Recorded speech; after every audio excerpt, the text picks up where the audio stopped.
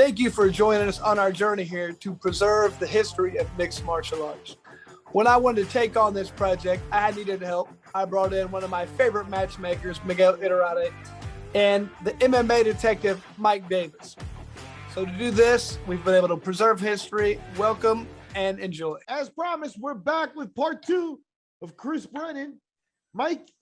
Chris Lytle is going to be joining us, so we're going to let you take it away. We got Chris. We left off somewhere around, I don't know, is Pat Miletich fight or his fight with Hurley? Take it away, Mike. All right, so this is where we're at. So in essence, we're doing a multi-part series. We got Chris Brennan, and the reason is because of the historical importance in dealings that Chris has been involved in are just mind-blowing. So we've got a big, I don't even say a big chunk, we got a decent size out of the way. And Miguel, we're going to start hot and listen to this. October 6, 2000, reality shoot fighting. You fought what was supposed to be, at least I was told, a tournament. Yeah. And your first opponent was Robert Wynne. What happened in Belleville, Illinois? So, to be honest, it was a pretty cool event. The people, the names that were on the card for the location was just mind blowing. We were in a little, like a conference room at a motel. And that's where the fights were held. It might have held 500 people, 500 chairs or something. I don't know. But there was me, Berger, Shoney Carter, Joe Merritt. Who was on the other side of the bracket? Oh, Sean Shirk, Carl Parisian. I mean, there was studs. And yeah, Shirk and Parisian fought that night. Yeah. That's insane. Yeah, I'll get to that. So I showed up and I'm just trying to eye everybody and see, because I don't believe there were any other super fights or anything. Everybody there that was fighting was in the tournament. And there was a 4-sided bracket, or 4-man bracket on one side, a 4-man on the other. And then the winner of each bracket was supposed to fight a couple months later. So I walk into the restaurant. I'm kind of sitting down with my buddies and my brother, and I'm looking at Shirk, and Shirk's sitting at the table like this. And I'm like, oh, Jesus. I said, I didn't realize they had other fights on the card. Is there super fights or something like that? And the promoter goes, no, that's Sean Shirk. And I looked under the table, and no bullshit, his legs wouldn't touch the ground. They were dangling. That makes sense why he's as big as he is, because he's super short, right? So it was funny. He was jacked. So in the tournament, I had an easy first round guy. To be honest, the fight almost didn't happen because somehow that guy got there and didn't realize that I was the Chris Brennan that he was fighting. And he literally panicked. And I had to go into that guy and say something to him to get him to fight me. Because he's like, oh, I didn't realize, that it was that Chris Brennan or, whatever. And I was like, well, who do you think it was, And I said, 90% of my wins come from submission. You're not, chances are you're not going to get knocked out. Let's go. Swing for the fences. Do your fucking thing. And literally, I walked out and I was like, God, I hope the fight friggin' happens. And you're like pushing him? Was he announced first and you're like behind him pushing on his back? No, it wasn't that bad. But I just lost to Hurley 1 week before. Like, I was angry. I flew there to fight. I was like, maybe 2 weeks. I don't know. It was like really short time between the two. And I was angry. So I was ready to fight anybody because of how I got kind of screwed over by Terry and King of the Cage and Ken Shamrock prior. So I fight this guy. I think I armbarred him really fast. 1 minute. Yeah, 1 minute. I took him down, armbarred him. He threw a kick. I think I caught it, took him down, armbarred him. So that's first round of my bracket. The other side of my bracket would have been Carl Parisian and Shirk. And looking at the layout, I want to say they were trying to get me and Berger to the finals, right? Berger also had an easy first round fight. I don't know who it was, but it was an easy first round fight.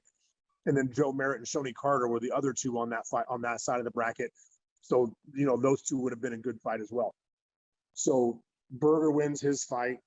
I go in the back and I'm warming up. Sean Shirk has a war with Shoney Carter. 18 minutes. I think it was like 15 in a 3-minute overtime or something. I don't know how long it was. It went all the distance. It went the distance. And Wait. Shirk fought Parisian that night. Yeah. And Berger fought Shoney Carter. Okay. You said Shirk. Okay. Yeah, Shirk fought Parisian. Yeah. Berger fought Shoney Carter second. I forget who his first fight was. Okay. So Sean Shirk goes through this war with Caro. I think he had 16 or 17 takedowns, but Caro like shin kicked him in the face, had hit him a lot. It was a tough fight. And so when their fight ends, I'm in the back warming up.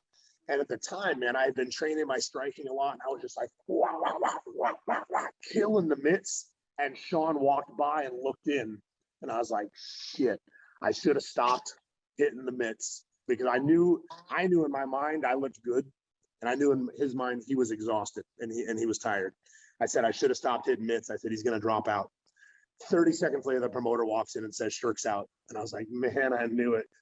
And I just had a feeling, like he had been through a tough fight, and they knew I did not have a tough fight. And oh, you were fresh. Super fresh, super angry, just ready to go. And I think that was a smart move on his part, because if there was ever a time in his career that I was going to beat him, that was the night that was going to happen, and so he passed on it. So the promoter comes to me and he says, this is after the whole thing, everyone's fight's done. And he says, hey, we're going to pay you as a $1,200 to win that side of the bracket. He goes, we're going to pay you the $1,200 to win your side of the bracket. And I said, I appreciate it. I mean, because basically I did, he dropped out. I was there, whatever. He goes, or we can pay you to fight Sean Shirk. To fight Carl Parisian. And I said, Carl just lost. And he goes, yeah. He goes, I said, so you're going to give me the win money for the tournament and you're going to pay me to fight Carl? He goes, no, save $1,200. I'll either give it to you or I can give it to you to fight Carl. And I was like, bro, I was like, come on. I was like, first of all, even if I win, he just lost, so it doesn't look awesome to the crowd anyway. Second of all, if you're paying me to win my side of the bracket and he already lost in my side of the bracket, I'm not going to fight him for free, Yeah. And did you know who Carol was at this time? Like, was he another California guy? I'm from California. I knew he was from up in the wherever they're from, LA, with Carl and those guys, and they were all very good. We used to see them a lot at that Cage Combat I was talking about in San Pedro. And so that fight didn't happen. So now on paper, me and Berger are set up. And that fight, so after the fight, me, my brothers, and my teammates and everybody go to, I think, McDonald's and Shoney, and we're there till maybe 1 o'clock in the morning. Yeah, there's not much to do there. Like, there's not a lot of places. It's snowing, and we had to hitchhike back. So we're all laying in the back of a pickup truck in the snow on the way back to our hotel. So we get back to our hotel, pack our bags. It's 2 o'clock maybe by that time. At 4 o'clock, we got a pickup to the airport. Pick us up at 4 to the airport. We get a ride to the airport. We fly out at whatever time, land in Los Angeles. My wife at the time picks us up in my truck. We get on the road and drive from LAX to Las Vegas. I walked into the place at the high school, Durango High School in Las Vegas. And within 10 minutes, Brian Simmons says, Chris Brennan, Matt Ford. And it was me and Marc Laimon. And that was just, I promised Brian that I would do the tournament. I wouldn't drop out, because I took the MMA fight after I told him I'd be in the tournament. And so I didn't want to be a jerk to him and drop out of the tournament. And so I showed up, I did it. I was already hesitant just because I knew me and Mark's history at the time. He wasn't cool with me. And like I said, when he armbarred me, I tapped fast. That's the only time in my life I've ever tapped fast, but I tapped fast knowing that he was going to hold on to it a little longer, and he did. He held on to it to what typically would have been a regular armbar, and then let go. But and then got up and boasted, talked trash and whatever. And that was cool. I tried to shake his hand, he wouldn't shake my hand, and he went. We literally walked out the building, got back in the car, and drove back to California. I was in Vegas for an hour, you know, but I lived up to my end of the deal with Brian. Brian always thanked me for that. He let my kids compete for free, you know, once they started competing and whatnot, just because he was always grateful for that. But yeah, that's how that match happened, and that's how that's crazy. That's a weekend. Happened. So then, wait. Let's talk about Randy Greenman. So Randy Greenman's the promoter for Reality Shoot Fighting. Okay. What was it like dealing with him? To be honest, I dealt mostly with Rick, who I'm still buddies with now. I don't know how to pronounce his last name. Starts with an S, and there's a bunch of other letters in there. But he's a good dude. I did not deal with that guy very much. To be honest, Jeff Osborne had something to do with it. No. Yeah. Yeah. Okay. Because I remember talking to Jeff after the event. He may have been the one. To be honest, he may have been the one that offered me the Caro fight for free, and because I don't even remember who the other guy is. But I did deal with Jeff, and then another guy, Rick, who kind of match makes. He's buddies with Steve Berger. So Randy, he was found in several different places a few years after this. Did you ever hear about that? Oh, no, I didn't. So you had started the conversation with about it's an incredible event. The names on it didn't match the venue. Like, right. How was he doing this? So we kind of go in depth with it with Steve Berger, but the short of it is he was dealing a lot of cocaine with the local biker community, which obviously you dealt with that in California. I mean, it's not a surprise. You know, I mean, you kind of understand what it is walking in, and like the main hookup went to jail, gave it to Randy. He gets out of jail and he goes, "Okay, well, I want my business back." And Randy goes, "You gave me your business this big, and now it's this big, and now you're asking for it back. We got to meet in the middle." And there really wasn't any meeting of anywhere other than in several different areas throughout the state of Southern Illinois and Northwest Missouri. Meeting in the middle, he interpreted it as cutting him in half, you know, kind of thing. So it's not the same thing. Yeah, the promoter was every bit of like 500 pounds, so he was probably cut in about tenths, if you really think about it. They never found out who did it, or no? Oh yeah, they are in jail. I wouldn't talk about it otherwise. They're all in prison. Yeah. Oh, they are. So there was like a police raid later on, and they go into like a biker's house, and they said, "Man, that ornament in that fish tank, it looks very realistic." And it was like a human skull, like an actual human skull with a bullet wound or a bullet hole in it. And that's how it all unraveled. Yeah. Holy smokes. Wow. That's MMA, brother. Randy Greenman, rest in peace. I was just about to say, people that are involved in this sport from the beginning. Whew. I mean, it really is. I went to Catholic school, dude. So, like, yeah. Just to clean up a little bit, your opponent was this fellow named Robert Wynne, and Berger's first round opponent was a guy named Riley McKillen or something along those lines. So similar, I think, to Robert Wynne. Yeah, I think that those were the two weak, like you said, that they were the weak links there. Yeah, I'm not afraid to admit that. That was the easiest fight I've ever had. Yo, great payday. You know what I mean? Great payday. Yeah.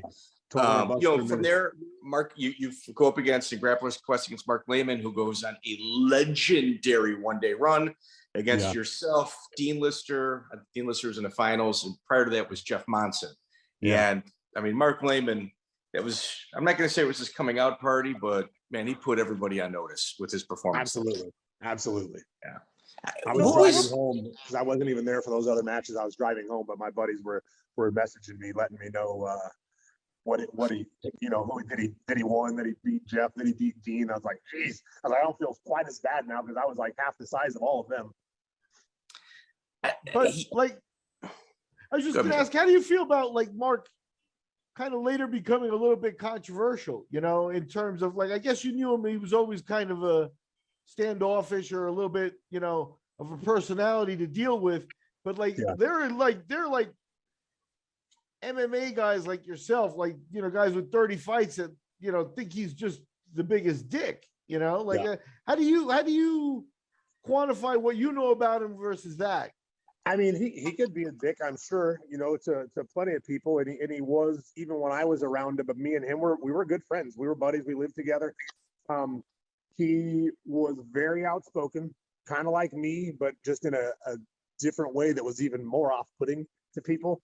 You know, I forget who it was, but he had a guy spit in his face at a jiu-jitsu tournament, and he didn't fight him. And all the times he didn't fight always blew my mind, because we literally had, like I said on the last time we were on, 50 or 60 street fights together. You know, he fought. So Marc could all the actually time. fight in the street then. Oh yeah, when me, Mauricio Zingano, and all those guys were fighting, Marc was with me every single time, you know, and was down to fight in an instant. And so, I mean, again, we were all blue belts, you know, we were new to jiu-jitsu the first year or whatever, a couple years, but he when someone told me that they saw someone spit on his face or spit on him at a tournament trying to get him to fight, and I was like, and he didn't fight, and they said no, and I was like, or slapped him in the face or something. I was mind blown, and I don't know who it was. It was a guy that does fight though, muscular black guy. I forget who it was, but yeah, pretty surprising to me that he didn't fight. But yes, he's capable of fighting. He's a good coach. He's annoying. He's loud. He's a great coach. You know? Yeah, he's annoying and he's loud. He's obnoxious. He really likes to get in the other side's head, the other corner's head, or the other coach's head, by being that way. But he is a good coach. He's very technical. He's very sound. Why would you speculate? Why would you speculate why he didn't compete? Why he didn't cross over to MMA? I mean, he had the potential to make money, and that's usually a good draw. Why not? I honestly don't think he was interested in getting punched back and getting in fights in the street. Like I said before, it wasn't fair, you know, when we knew what we knew and they didn't.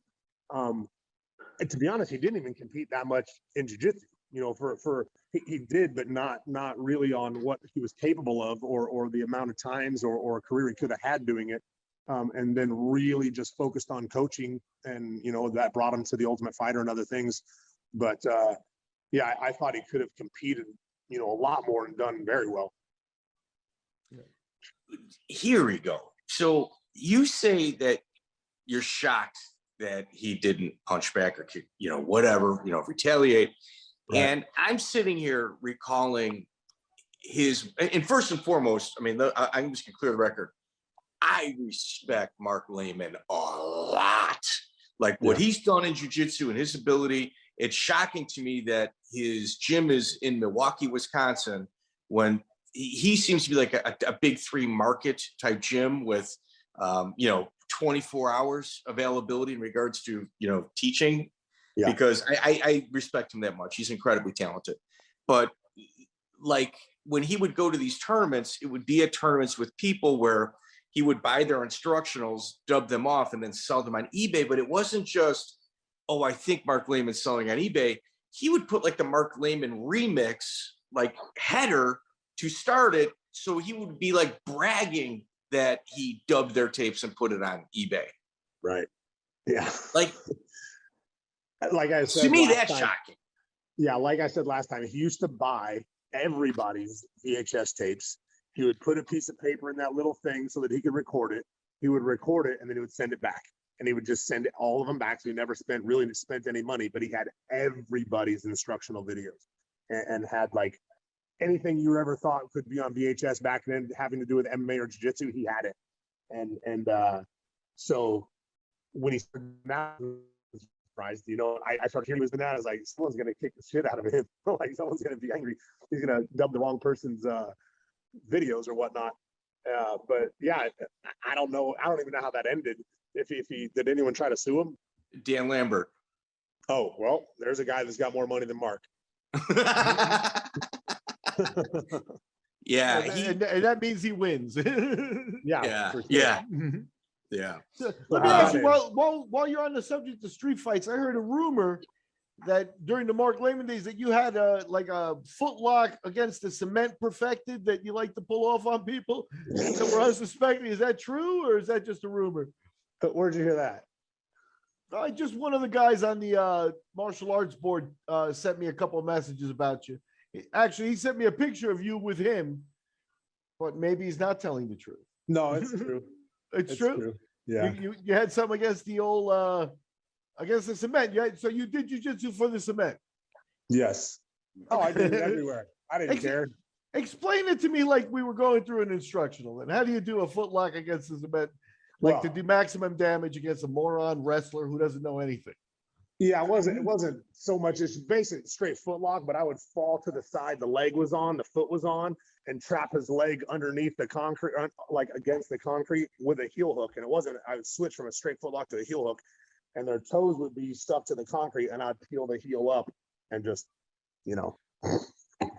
So I'm embarrassed to say these days, but yes. But it is what it is, man. Yeah. I mean, Chris, at one point, and I know this might be difficult to believe for some of our younger listeners, but people actually fought on the street, and it was not happening online. Like those little internet beefs actually entailed people punching each other in the face. So, you don't see that often anymore. If I told you the story about all the fights, you'd think we started fights, but what really happened was when you go out to bars and shit, and everyone's drunk and acting like an asshole, we weren't drunk, we weren't drinking ever. And then someone would like try to pump you, and hit you or knock you over or bump into you on purpose. From that point on, we were fighting. Like 100%, if that happened, we were fighting. And it was basically like, if we didn't know what we knew, that guy was going to bully us or beat us up, right? So instead, it's not going to happen for that guy that night, and he got beat up. So we just end up, beating up the bullies a lot. In the end, I guess we end up being the bullies because we knew much more than everybody else as far as fighting went. And it was like, it got to be really simple, and then it got to be dangerous when I stopped fighting. Yeah. That's when you're risking, not just your health, but your freedom at that point. Absolutely. You got to kind of reel it in. August 4th, 2001, obviously you've got a contentious relationship with King of the Cage. And you continue to fight for them, and Kevin Hogan is your next opponent, who's a very strong wrestler. Yeah. I kept fighting for them, number one, because they're local. There wasn't a lot of local good shows at the time. And at the time, that was still considered a good show. As far as the quality of the fighters that were on the cards and whatnot. I wanted the belt back. I lost it. And at the time, I felt like I kind of got screwed on the fight that I lost it in. So I wanted to get it back. I fought Kevin Hogan, who had just fought Victor Hunsaker. And he was very hard to tap. Victor was a real good leg lock guy at the time. It was like tearing his legs off, and he just wasn't tapping. So I took that fight, and I trained really hard for it. But in between the time I took that fight and the fight, Rampage got his fight with Sakuraba, and all that happened between that. So I got back from Japan, I want to say 5 days before that fight. You guys can look up the timing of the Sakuraba Rampage fight and my fight with Kevin Hogan, but I believe it's probably 1 week apart. My buddy Tracy Hess, one of my black belts in California, fought I think Joe Camacho that night, and we both came out successful, but we were both exhausted. Like the weight cut and everything was just so tiring. And Kevin Hogan was really tough. He wasn't really good. He was really tough, and he had good wrestling. And it took me, into the very beginning of the second round, and probably one of my coolest submissions I've ever had in my MMA career. I caught a really cool armbar. He tried to Kimura me while we were standing. And as soon as he grabbed the Kimura, I locked my hands up and I looked over to my corner and like, ha! and I took him down and spun around and armbarred him. And Eddie Bravo was commentating and, was just like, oh my God, he was mind blown about it. But it was a really cool finish. And I was pumped that I was able to get the win because I was exhausted after the first round, just because of the trip that we had just had leading up to that fight. Chris is still sharp as a razor. July 29th was Quentin against Sakuraba, and his fight was less than a week later, August 4th. Wow. So let's kind of recap this. So in essence, you get a real cool submission against Kevin Hogan, and in your post-fight interview, you say, yeah, if you watch my entire video series, you'll see my Kimura transitions where that move took place, where I show in detail that move. It was like a nice little, like a funny little commercial. But what we're missing is what normally it's a leading, Chris Lytle, we usually start with leading questions. Instead, I'd rather start with a leading statement. why don't you tell us why you poisoned Rampage Quentin Jackson? Yeah. You want to get into the Rampage story right now? Dude, we got to hear this. And for ladies and gentlemen, you do it justice, please. So here's the real deal. Rampage trained at my gym. Okay, he was very lazy. He never trained. He sat on the couch playing video games all the time. And this is a true story. You can ask all the guys that trained at my gym at the time. He obviously Brian already confirmed that. Yeah, he already obviously trained wherever he left and went to, because he did well in his career. But he did not train at all at the time. He would come out on the mat, you know, beat up some guys a little bit, and then he would go back and play video games. And he lived at my gym.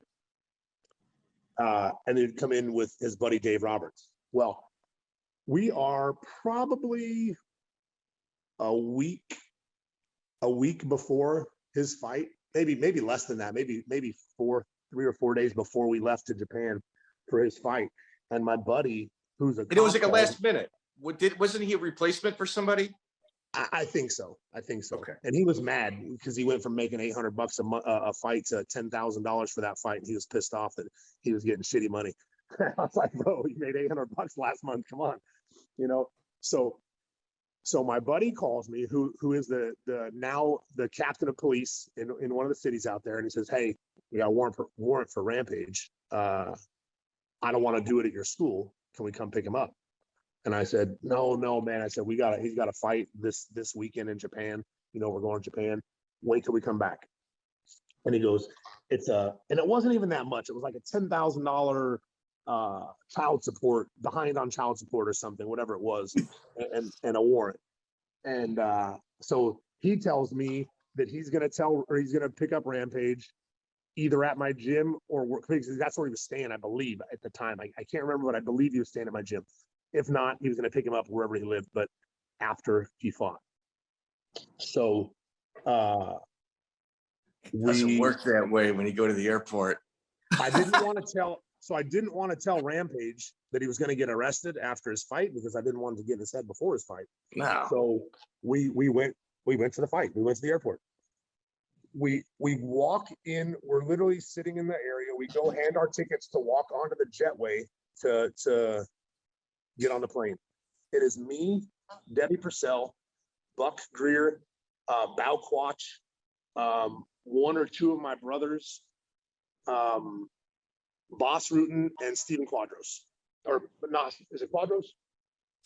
The fight professor. Who? The fight professor, Quadros? Yeah, I think it was Quadros. He was the other, he commentated over there, right? Yeah.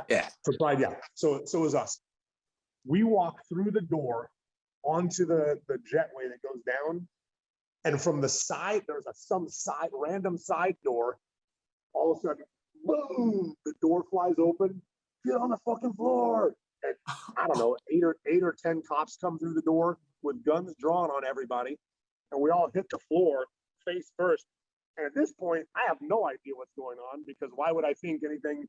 You know, we're in LA now, not in Southern Orange County. We're in LA, in LAX. And we're all face down on the floor. And Debbie didn't get on the floor right away. The cop literally pushed her to the floor with a gun, like pushed her head to the floor with a gun. We're all laying on the floor. Jesus. I'm 2 inches from Boss, and I look over at Boss and and he's just like, you know, and he goes, which one of you are Quentin Jackson? I'm like, oh, fuck. I would have pointed at Boss. When they moved, Rage, you know, he stands up. They take him off to the side or back downstairs. I don't know. We ended up passing him, but they moved him away. And we're all sitting there, and they sit us all up. And one, I don't know, a couple guys were talking to him, and they said, yeah, he's not going to go. He's not going with you guys. You know, go ahead and hop on the plane. And I'm thinking, fuck, did we hop on the plane? You know, everyone bought tickets to Japan. You know, we missed the flight. Everyone's shit out of luck. I said, I don't know if Rampage said he'll get there or what happens, but we got on the plane and we fly to Japan. No communication at the time, so there's no such thing as Wi-Fi on an airplane.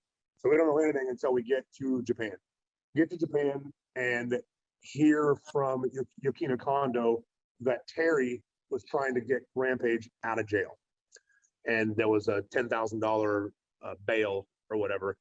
And so we're like, okay. So they put us, we're at Tokyo Dome Hotel and everyone else is somewhere else. They put us somewhere that all the other fighters weren't. And I don't know why. But while we're there, maybe a day goes by and they call me from the lobby and say, hey, come downstairs. We want to talk to you. So I was like, okay. So go downstairs and I'm communicating with Terry also, trying to figure out if Rampage is getting out. I get down there, they said, hey, we're not sure he's going to get here. If he doesn't get here, do you want to fight Sakuraba? And I'm like, I have literally nothing with me. You know, it's like, I don't have things with me to fight, but I mean, if you can provide the stuff that I need to fight and I can get stuff, yes, I'll fight. And yeah, that's a great fight. Wow. Yeah, they said, okay. And I'm thinking, Kimura's, he's a good Kimura guy. Like I couldn't wait, you know? So he was bigger than me, obviously, but I was excited for the fight. And plus I was going to get, that was my entrance into Pride. So we go back to the hotel. I say yes. I go back upstairs. I tell everyone, I'm like, bro, they just offered me to fight Sakuraba. They're like, oh, that's fucked up. I'm like, well, obviously not if he comes. I said, they just want me to save the show if not. Yeah, and, you kind of should. Yeah. Yeah. You're like, yeah, that makes sense. That's a good opportunity, you know, and they're pumped. Later found out that Rampage got bailed out, gets on a flight, gets to Japan. And I believe he was there the day before weigh-ins because he got there and it was time to cut. And at that point he showed up. I obviously wasn't fighting. I helped him with the other guys cut weight, you know, tough weight cut. I forget what he even had to get down to fight him, but it was a tough weight cut. And especially because he had been sitting in jail for a day or two and probably not eating great and whatever.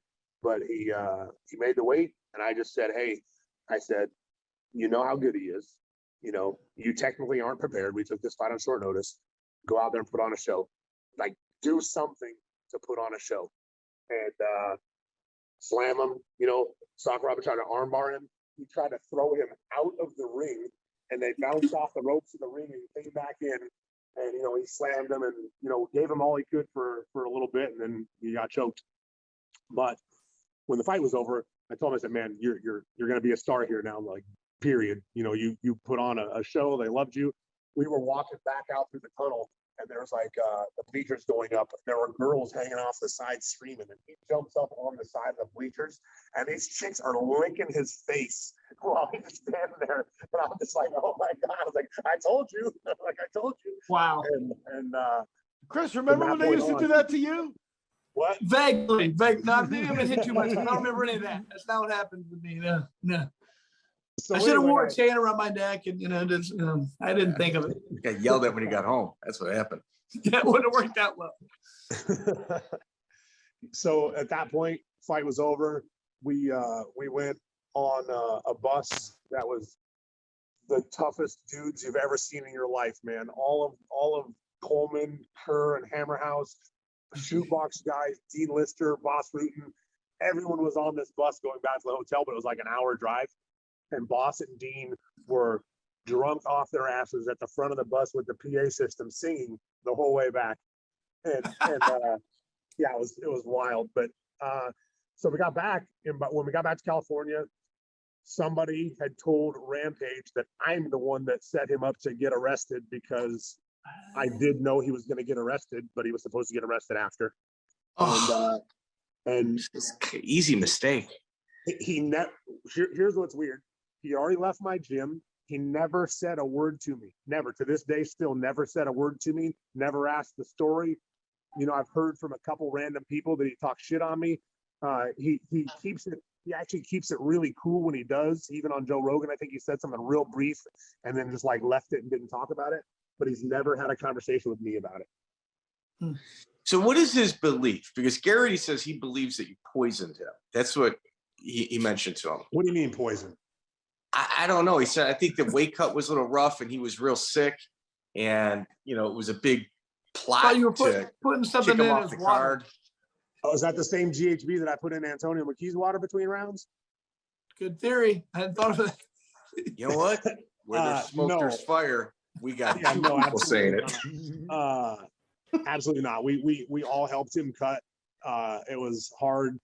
I never heard that story till right now. Yeah, no one's ever said that part to me, but he did think that I had him arrested and or called and whatever, and I didn't. But he you get on the airplane. The minute you show up at the airplane, you get ran in the system. Anybody with a warrant at an airport's getting picked up. Yeah. And I think back then is when it just started. The system just started actually. My biggest mistake, I guess, was not telling him. But as a coach, I didn't think it was a good idea to tell him, so I just made a decision not to tell him until afterwards. And it happened before, it kind of threw me under the bus, but it is what it is. So no, what are you gonna do? Who ratted you out though? Who put that kind of honestly, poison I have no in his idea. blood? Honestly, I have no idea. Like I never heard the poison story, and then telling him that part. I don't know even who I told that I knew. But that obviously that person had to be the person, but I don't even know who I told, because in that brief moment, it was only a couple days before we left Japan that I had found out. So it wasn't like I went around and told all the guys. I know for a fact right around that time is when the system of running people, right now it's obviously commonplace where, oh yeah, dude, you got a warrant, you go to the airport, you're trying to get on an airplane, dude, you're getting picked up. For like 1,000% you're getting picked up. Yeah. And back then it was just kind of very brand new. So I could see how what year was that? Miscommunication would take place. 2001. 2001. July 2001. Yeah. Yeah. And the LAPD must have been like, we gotta go. Like the only way to keep control of that room is with guns. I mean, there's no other way. They came through heavy. There was 10 guys. There were guns with holes this big in them, which I only assume were beanbags. But wow. I just like, whoa, when it hit the floor, was like, holy crap, man. And yeah, it was wild. Yeah. Now, I'm not real sure if this was that fight, but I could have sworn, maybe I just made this up in my head. I could have sworn it might have been that fight or the fight before that for Rampage. They said, where do you see yourself in 5 years? And he's like, well, I'm 22 right now, so I see myself at 27. I was like, oh my God. Was that fight? That was that night, yeah. That was his first fight in Pride, and that was that night. It was like, how do you respond to that? I was standing right next to him during that time, and I was like, he's so dumb, he's a genius. I know. I mean, it's like he's so unintentionally funny that they're going to this is a math question. This is a pre-fight math question. Yeah. I know this one. That was great. You try to get me. It was awesome. So Brian Garrity was he's one of my friends, and I've known him for years. So he's very troubled in high school, goes to jail. As soon as he gets off probation, he's just like, I'm going to Chris Brennan's. He's like, I got to get out of Wisconsin. I got to break this cycle. And the stories that he would come back with, where like I'm watching Rampage wreck people on pay-per-view. He's like, yeah, I lived with him. And he's like, he was a total baby in the gym. Like he would have me talk to people because they were kicking pads too heavy and it was kind of hurting his leg a little. And rather than address it with them, he would ask me to do it. He's like, It was mind blowing. Yeah, he really surprised me when he left my gym and I saw him be successful. I was really surprised. And, we did not have a lot of big guys for him. My gym was always like 185ers and under. Besides, I had one Hawaiian dude named Kauai Kupahea, who was like a good heavyweight, and Rampage. And they were there at 2 different times also. So he did not have a lot of good partners. I beat him on the ground, and then he'd kind of beat up on everybody on the feet, just because he'd walk through it. But he wasn't great. He wasn't great at anything yet. He was very strong, had literally the strongest lower back I've ever seen in my life.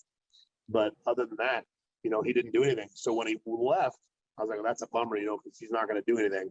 And then he surprised me and was, he clearly started training because he became successful and was actually a good fighter. Yeah. Phenomenal career. Hall of Fame career, for sure. Yeah. For sure. So you and Steve Berger obviously were supposed to fight over at the RSF, and it didn't work out. But King of the Cage brought it in September 29, 2001, after somewhat of an online rivalry took place between you two. Why don't you talk about how that fight came together? So the night I fought Kevin Hogan, I beat Kevin Hogan, and I had a lot of fans at that place. My gym was an hour away, hour and a half away I sold hundreds and hundreds of tickets. You know, I had a lot of fans there. Steve was sitting next to Gil Castillo in the crowd. Okay. And when the fight was over and the crowd goes crazy, Steve says, look at this shit. He goes, it's fucking amateur night. They think this guy's a superstar. Well, my dad was sitting next to Steve and Gil Castillo. Ooh. And my dad told me that night what happened, you know, what he said. And from that point on, I was like, that's who I want to fucking, we can move him here. Like, that didn't happen in the tournament. Let's make that fight happen in King of the Cage. So I specifically asked Terry to bring him here. And the night our fight happened, I'm laying in the back before the fight warming up. And Mike Rogers gets in, I think Mike Rogers, either Mike Rogers. Yeah, Mike Rogers, for sure. It was either him or it was his, was it Rodrigo Baggi? Yes. Gets in the cage and says, we want to give, when this next fight happens, we want to give a nice warm welcome to your new King of the Cage middleweight world champion, Steve Berger. And I sat up and I thought, did they just, and I thought it was someone from King of the Cage. And I was like, did they just freaking announce him as the new champion right now before the fight happened? And then I had been burned by them so many times already. I was like, you got to be kidding me. And then someone came backstage to me and was like, no, that was somebody from Steve's corner said that. And I was like, what the hell? You know, so I knew that he was tough, but I knew stylistically it was just a bad matchup for him. I knew he couldn't stop the takedown. I knew he had good jiu-jitsu, but not good enough for my jiu-jitsu. And he had better striking than me, but he would try to, as soon as I'd hit him, he'd try to strike and I would take him down, you know, and that's exactly what happened all night long. And that is my only decision win. It's the only fight I've ever really beat somebody up for the entire fight, because we trained in the cage just to ground and pound. You know, I looked for a couple subs when he kind of put him out there, but other than that, I didn't try to beat him to submit him. And that's the only time in my career that I didn't try really to submit somebody. I just tried to beat him up. I went for a guillotine, I think, really late in the third round. But yeah, I was angry at the time, and I ended up feeling bad afterwards. Like, his face was fucked up on both sides of his eyes, both of his nose, everything. And then I saw, and I even helped him up in between rounds. You know what? I'll tell you this, Chris, and I'm not trying to interject. All right, there was a big online rivalry where, I mean, it was an internet war that these guys were going to fight. And when you helped up Berger at the end of that first round, I'm a Midwest guy. You know what I mean? Like, we're sitting here looking at you California cats like, man, these guys are giving everything, you know, and you know, all the opportunities there. When you helped up Berger off the mat, I'm like, Brennan's good, dude. You know, forget everything else. It was very classy move. At that time, I knew that how the fight was going to go. And I've got a big heart, you know. I can be a dick, but not unless you're a dick to me. And I did feel bad. And I went over to his locker room afterwards. Him and his girlfriend at the time, I think it's his wife now, but his girlfriend at the time were there. And I, you know, I shook his hand, thanked him for the fight, apologized for all the drama before the fight and whatnot. It sold it. Yeah. How did he act? How did he act afterwards? He was, I mean, I was underestimated my entire career. Just a heads up, not you probably understand a little bit of it, but I was underestimated. So I think he literally thought it was going to be an easy fight, and he was just like, "Yeah, you surprised me. Yeah, you know, you surprised me." You know, like in 2015, I won Nogi Worlds for the third time in a row, and this guy Paulo Gilabel, fifth stripe from Saulo, was the guy I beat. And when I showed up to the match like 10 minutes early, he says, "Oh man, thanks for showing up." And I said, "What do you mean?" And he goes, "Well, I didn't know if you'd show up." And I was like, "Bro, I won the last 2 years in a row. Why wouldn't I show up?" And then I beat him. And then we're upstairs standing by the podium, and he goes, "Man, I didn't think you're as good as you were. You know, you surprised me." And I was like, "Fuck off. I knew how good you were." You know, even better. Yeah. But it's just always been that way. But it is what it is. I think it's because I took fights with anybody. You know, I fought Pat in my fifth fight, sixth fight, seventh fight. I competed against Marcelo, one of my, like, probably my third or fourth jiu-jitsu match in my life. You know, I just had always said yes.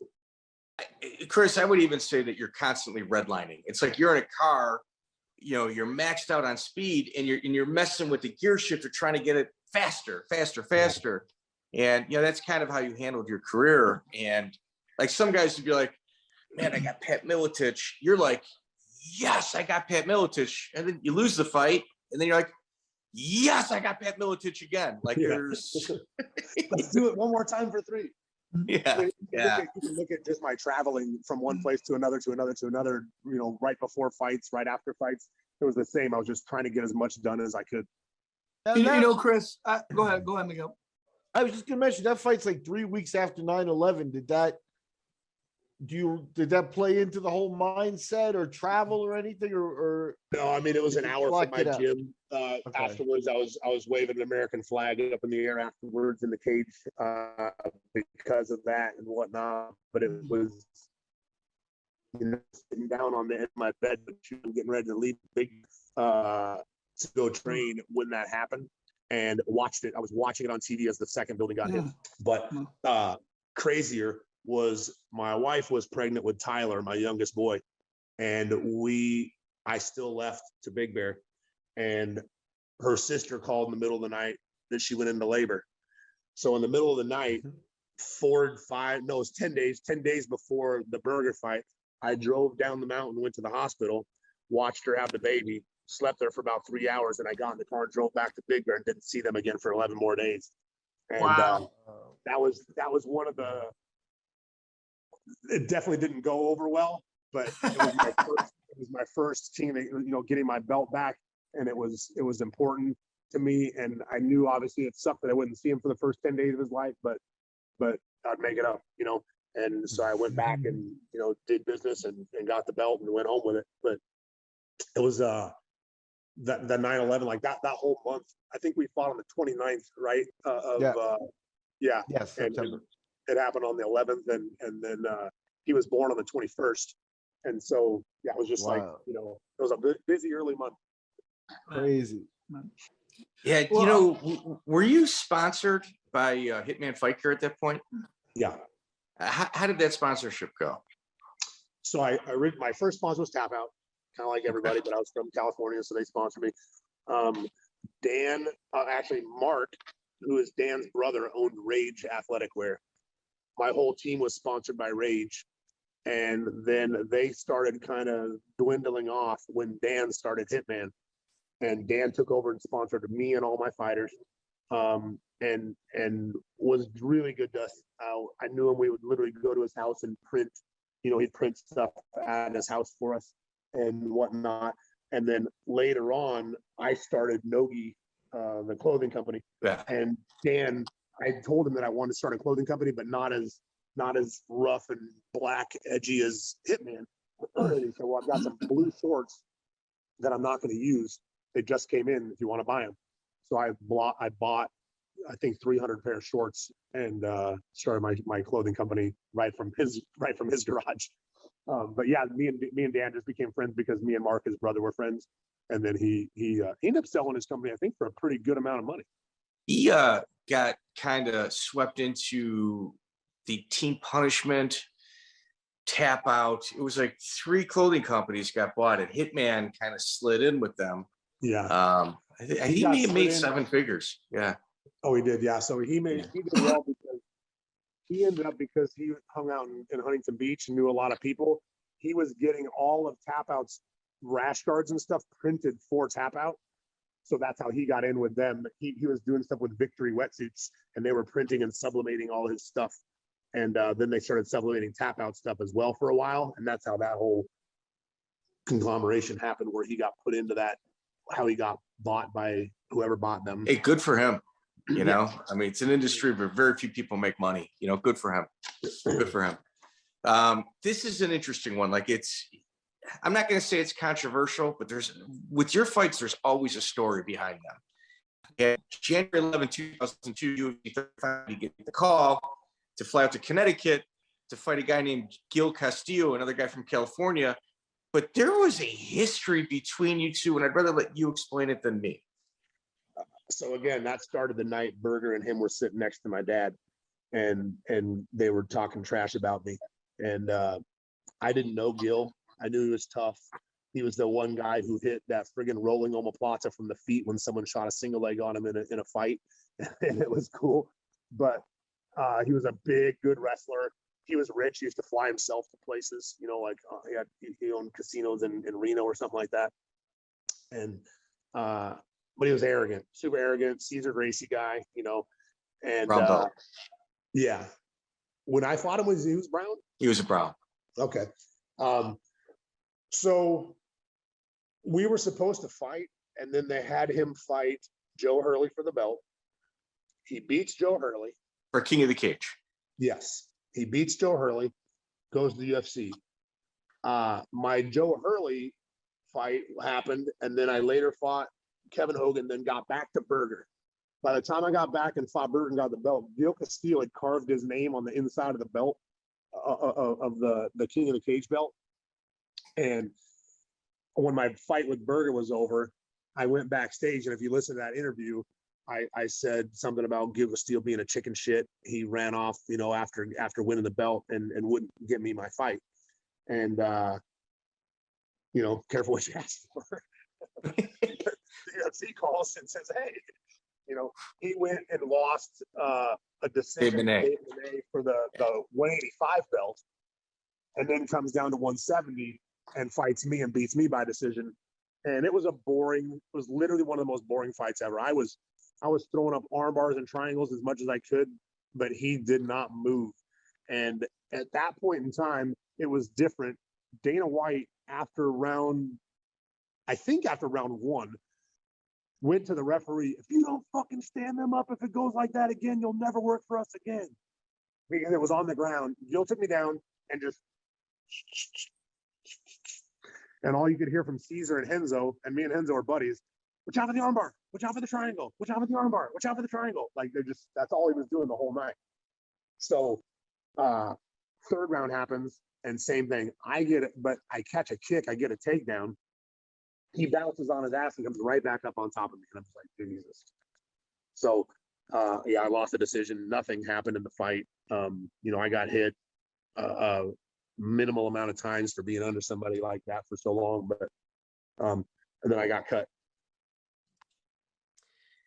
What was your relationship with Dana White at this point? It was pretty good. Yeah, I mean, I didn't have any bad blood with him. That came later, but that's a phenomenal story. But yeah, we were cool. He was nice to me. I was the first, maybe the second fight. Me and Gil were like the second fight when Zuffa took over. Well, I was 31, 30 or UFC 35, and what they take over 34, 32 or something like that. Yeah, they're very. I was gonna say Dana's very young. You were probably you probably have Joe Silva's stories where he was probably prominent in signing you, right? Yeah, he was one. I didn't have anything to do with Dana until later. Joe Silva's the one that signed me. How's that relationship? Was he good to you, or a lot of people don't like him either? Yeah, he was good to me also all the way until the explosion with the Joe Stevenson thing that happened later. I don't even know if you guys know that story, but that we were cool up until that point. Okay. Well, we'll get to that. Mike's there we for the got time here. Let me tell you, everybody. If I tell you to tell us that story now, Mike will kill me. He'll literally kill me. You don't go ahead. No worries. You know what, Miguel? No. Please, the Joe Stevenson. Yeah, no. Let's save that for part 3 or 4. Well, I'm good.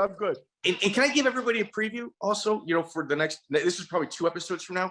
Did you get flown to Ireland to train with Conor McGregor for the Diaz rematch? Vegas. I was in Ireland. I was in Ireland when I met him, and then flew to Vegas to meet to win that. That's for part 3. Do you see that? This is how it doesn't stop. Like, it doesn't stop.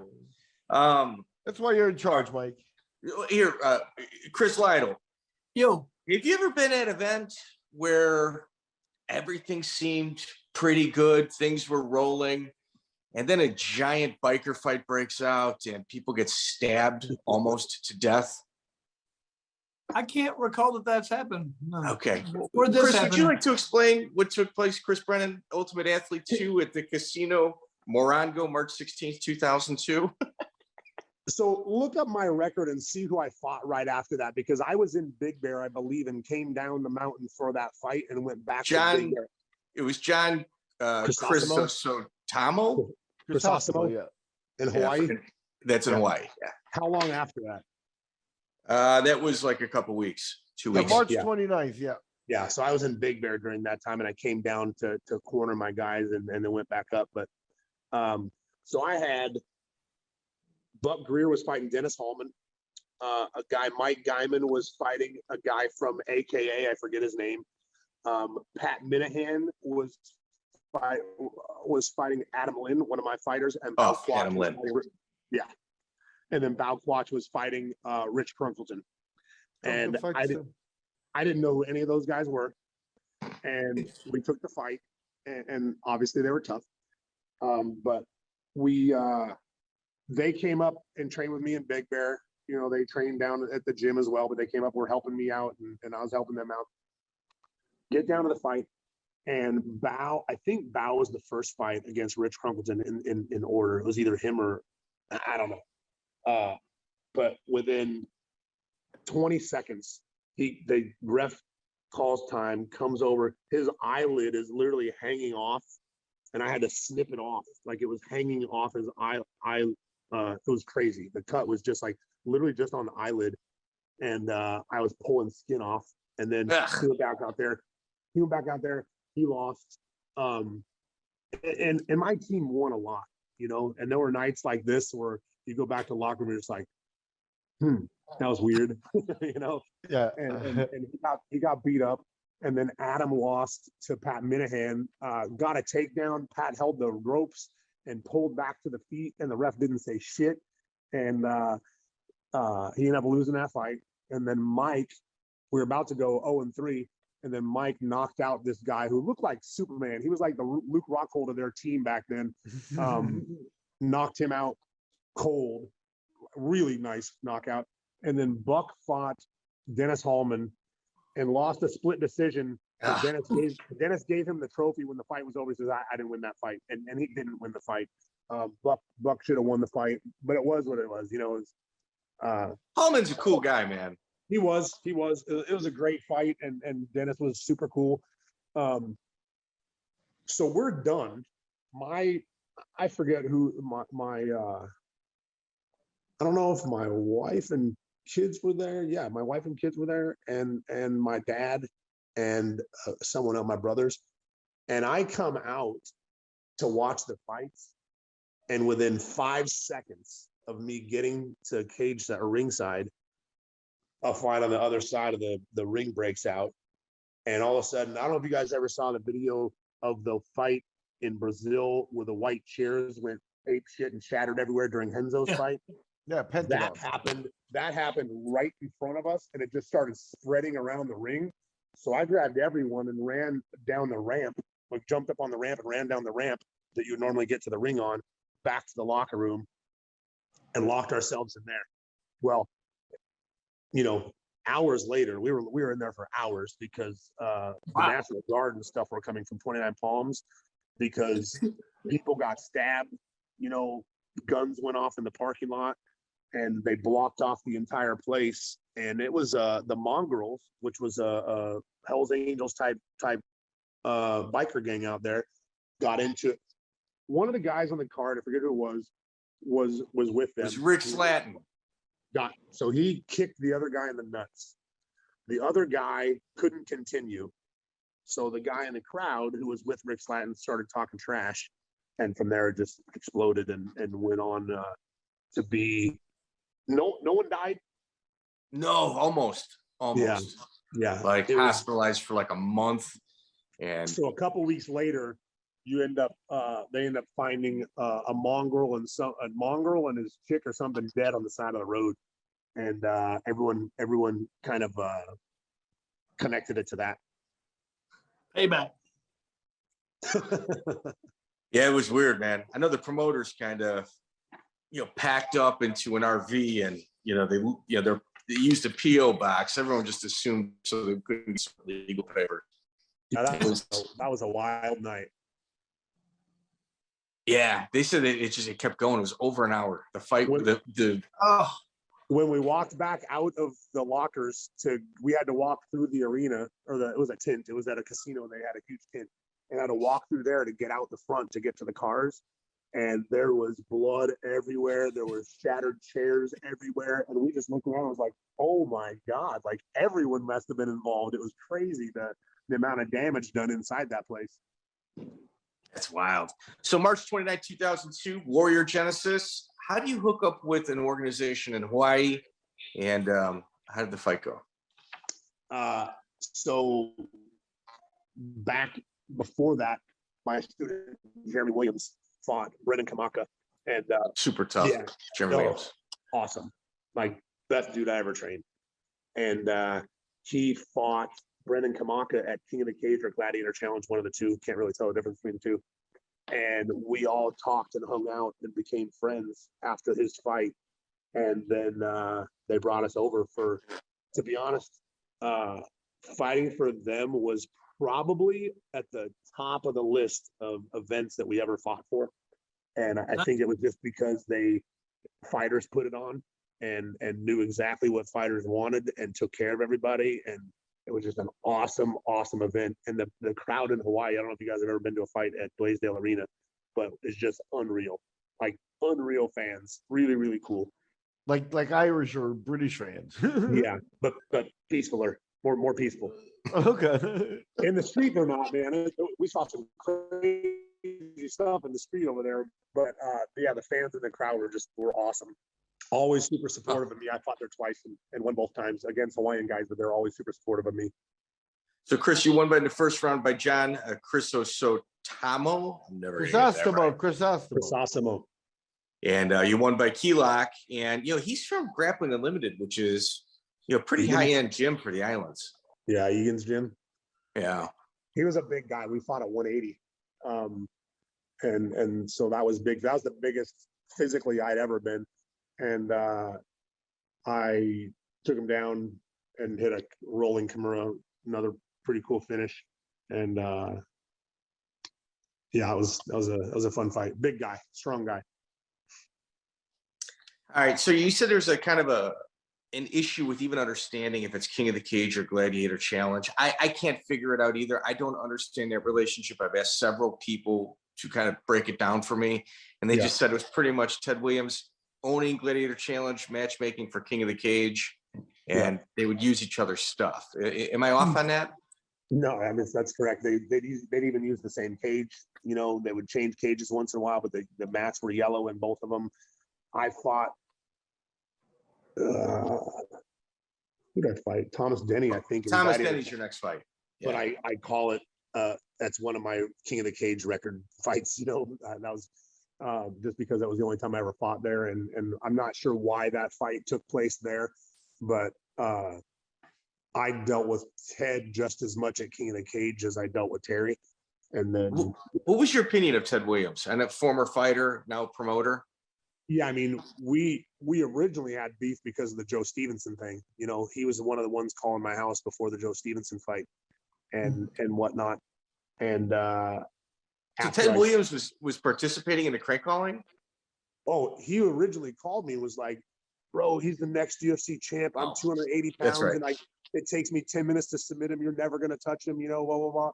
And so when it was over, I stood up and I was like, it takes you 10 minutes? Because it took me 2. I think it takes you 10 minutes. But then they gave me Antonio McKee, who also came out of his gym, and they thought he was going to beat me, and I knocked him out. And so they just were, for whatever reason, they thought I was going to be the guy that was going to be a good win for one of their guys, okay. and it didn't happen. So, but they just did a lot of shady stuff. I like him now. I like his kids. Actually, his kid's a really good wrestler, fighter. But yeah, I don't deal with any of that anymore. So I can look back on it and be like, yeah, they absolutely tried to burn me, numerous times. But as unschool educated as I was very smart business wise and just did not let people, play it over. Yeah. Even then, they're not giving you. I mean, Thomas Denny's a pretty serious word, John Alessio was your fighter. Yeah, was your next fight. John Alessio's the same stuff. They didn't give you one break as far as matchmaking. Yeah, no, that was John Alessio was a fight I did not want because we trained with all of those guys all the time, and was trying to. At what gym? Millennia, with Javier Vasquez and Romy Aram and Batiste Monsour and all those guys. We were all friends. We all trained together all the time, and that was a fight that I kind of tried to avoid fighting anybody from their gym. Once in a while, we'd compete against them in jiu-jitsu tournaments, but otherwise, they came to my gym a lot, or we met at Todd Medina's gym and trained there. But we had a lot of time training with them, so it was and that was my big falling out with King of the Cage. That fight with John happened because of, I want to say, because of the Erica Montoya stuff. Yeah, and I'll just encapsulate that. Essentially, Erica shows up to a fight. Her opponent gets injured. After weigh-ins, the fight gets canceled, and then they refuse to pay her show money. And it became very public with them really digging in of not paying her show money. So what happened was the chick missed weight or whatever happened, couldn't fight, was hurt, whatever. Buck and Erica got to Florida where the fight was. And as soon as the girl said she got hurt and was out, there was another girl there, better record, on weight, ready to fight. And and we were like, that's really weird, and they were so shady that we were like, I wasn't there. Buck is messaging me, and I was like, don't take that fight. Like, that girl was the one, and she was bigger. She was a heavier girl. And I was like, don't take that fight. That's a bad setup. If that chick's just waiting there and doesn't have an opponent and just happens to be ready to make weight and fight from a high-end gym. Oh, so here's the shitty part. Terry says, you guys take this fight or you don't get your show money for the other fight, and we're going to cancel your hotel room tonight. So they had to cancel. They had to get another, I don't know if they got another hotel room and then buy the ticket back, or they had to buy their own ticket back, but they had to buy their own flight back to California from Florida because he canceled the one the next day or the day after that, whenever it was, and their room. So when they got home, I was like, no, we're going to sue them for that money. Yeah, were you pretty public about that? So you said you tried to make sure you got it on the internet and let everybody know about this, because there's a reason people don't really, like, they never progress. They had the world, really, they could have been a great organization, but they never were. You think it's because they did stuff like that and you guys were able to get the word out that these guys are a piece of shit. You know what I mean? Don't fight for them, because I never thought about fighting for them. Yeah. And they had the potential to be one of the biggest organizations that wasn't a UFC or a Pride or something like that. But Bellator shouldn't exist. No, they should have been in Cage. Yeah, right. They were huge. Yeah, that's what they had the opportunity to basically be a Bellator, Strike Force, any of those, and they just didn't handle anything correctly. That's wild. So Thomas Denny, let me just recap for everybody at home. Thomas Denny, very one-sided. Your hair is Elmo red at that point. You get armbar first round. You go through him. Like, I was shocked at how easy it was for you. John Alessio, in my opinion, that was your next fight, June 22nd, 2002. Were you overtrained for that fight? I fought a lot right around that time. And so can I go back to Thomas Denny real quick? For sure. So I show up to Big Bear, where everyone knows that I train. I was going there before Tito. I go to Big Bear. I train for my fights up there. Once I had that loss in Colorado from the altitude, I went to Big Bear all the time after that to get altitude training. I show up to my gym that I rent out space from, and usually before me, either Shane Mosley or Barrera had the 2-hour block before me, and then I would have the 2-hour block after them. So I'd get there early and ride the bike and watch them because they were phenomenal on mitts and stuff. Well, I show up and Thomas walks out the door with Rampage, and they tried to steal the time slots that I had, and I'd already paid and rented the time slots. And we fun up in the parking lot, and I went inside and I was like, hey, you're not gonna, I rented, I reserved this spot weeks ago, you're not gonna let them, I don't care if they pay you more, they can have 2 hours after mine, but they're not having my time. So I end up keeping my time. It's interesting. Think about this, a gym that rents out time. Yeah. It's so unheard of. Like, what's a guy's name? Who were your training partners up there? all my students, Jeremy Williams, Bao, Tracy Hess, Adam Lin, Alex Sergikov, Russian. And then, so do you remember what was a Hispanic boxer's name that committed suicide a little while back? Probably 10 years ago. Alexis Arguello? Really good. No, he got killed. Alexis Arguello got shot in the chest. This guy had drug problems. Is he Puerto Rican? Maybe, but I thought it was Hispanic. Hey, Hector Camacho? No, He not got shot. He got killed too. He didn't kill he was out there turning tricks for fucking bags of crack at the end. Alleged. No, he was working his neck. Well, anyway, he would so many up, of them boxing, so many tragedies. This guy would show up and his wife would be with him and make sure. I know who you're talking about. The Venezuelan guy with the long hair that wanted to fight Mayweather. Undefeated. He died undefeated. No. Not this guy. Okay. Anyway, his wife would walk in and kick every chick out of the gym before he came in. She would not even let him come in the gym if there was a chick in the gym. It was wild. Anyway, we got Edwin Valero is who I was thinking. Edwin Valero is not him. He died in a prison. He didn't commit suicide. Well, he did commit suicide, but in jail. Right? Yeah, you're right. I'll remember at some point and let you know. Phenomenal story, Edwin Valero. It was a smart move on Thomas's part because now in my head, Thomas is going to have the same cardio as me. Thomas is trying to get in my head. He's in Big Bear training. He's taking it serious, and we're right around the corner from each other. We're training in the same gym. So I had 2 weeks of all that bullshit back and forth with them showing up right after my session every day. And your former student Rampage is with him. Right. So it was a pretty easy fight. I got through it easy. Very easy. And had a good armbar. And if you watch the commentating, they're basically blowing Thomas the whole time, until I beat him. And Thomas wasn't out of it at all the whole time. Thomas looked good. But it is what it is. I later had Thomas come to Big Bear with me to help me get ready for a fight.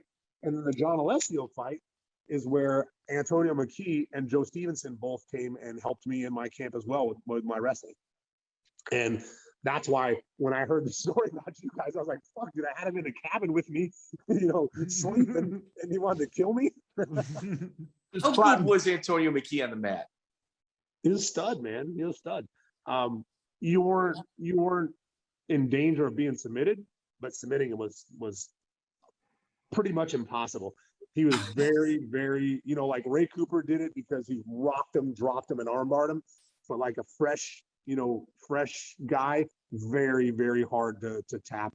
A lot of pressure. His wrestling is just nonstop. He's a stud. Was it just he was strong, or was he knowledgeable, flexible, or just everything? Very, very strong. Like he was in my closed guard in our fight and reached through under my head and grabbed this arm and held it and started hitting me. I had to cover like this because for all the money in the world, I couldn't pull my hand back. Like he was just real strong, real hard to do anything to. I struggled for the first 10, 12 fights with wrestlers just because I didn't wrestle. So guys like him and Militech, my jiu-jitsu was good, but like when I fought Pat, I was a blue belt, so submitting Pat from the bottom was going to be hard, and so plus all my jiu-jitsu came from me after blue belt. So it's just kind of like trial and error through my career. I thought you got your black belt under Hogan. No. Who'd you get your black belt under then? Franchina. Okay. Yeah, who owns Berger. Okay. But I didn't train under him. I didn't train under him. I knew him from Brazil and all the way, till years and years later. I didn't train under anybody from blue belt on. Did not have a coach, did not watch video. Everything was based off of what I was doing. And so probably hurt me to go to Big Bear and take my own students instead of going to another gym. But at the time, 98 through 2004 wasn't like, hey, I'm going to go have camp at Jackson's. Hey, I'm going to go have camp at ATT. That stuff didn't exist. So I could only bring in the guys that I could bring in. And for me, it was bringing in guys that I trained already. So I was kind of always the best guy in the room, which is something I make sure that my kid is not anymore, because it's tough to beat the best when you're doing that. Let me ask you, like in part one, you mentioned the Machado School was also near Torrance and stuff. How come you never kind of wandered over there? And, you know, just because I know they don't do MMA really, but, you know, especially the 98 to 2004 period, Gene Jack was actually competing at a high level in Abu Dhabi. And that, why wasn't that appealing to you? I can't even answer that question. I don't know, but it never was. We were kind of in a rival with them being at the Torrance Academy. And then we were in Beverly Hills. All right. See you, Chris. He's not at work, I swear. What? He's not working. We're just doing a podcast. That's it. Yeah, then we were in at Beverly Hills Jiu-Jitsu, so I never really. Yeah, you got to a high level place too, though. And they were all gi, right? All gi, and so was Torrance, and that's one of the reasons I end up doing my own thing later on. But I had no interest in competing in the gi. I think I did 2 matches at a small in-house tournament, and that was it. So you had no problem. Obviously, you've got your own thing going, but you're also a person that likes to bounce around a little bit, kind of get involved with other scenes, and shake hands, on an in-person basis. Why did you ever fight for Rage in the Cage with Roland Soria? So I went there once with Mike Guyman, and Mike was a 170-pound fighter, and he fought in the UFC a little bit, but one of the original tap out guys, Mike Guyman. He was not, but he tried to be. He acted okay. He was very mad when they all made their money and he didn't. But yeah, he was friends with everybody. That guy talked to everybody, and he was still training at my gym and was just a regular guy, but would go into a tournament and see a Lorenzo Fertitta and pick him up over his head. And I'm like, how the fuck do you know this guy? You know what I mean? Like, he was just super in friends with everybody. Anyway, we went to Arizona to fight at 170, and he was supposed to have an opponent. Apparently, by the time we got there, the opponent was I don't remember his name. He was like a 210-pound, real strong, athletic black guy that fought for Roland all the time. Homer Moore. Yes, Homer Moore.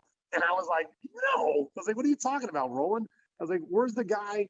Oh, well, he couldn't make it. I'm like, we just drove from California. I was like, why didn't you tell me? Oh, we figured you'd take this fight. I'm like, no, we're not taking that fight. My guy's 170 pounds, and I think he had 2 fights, and one of them was Antonio McKee. And he lost a decision to him. But yeah, so I never went back.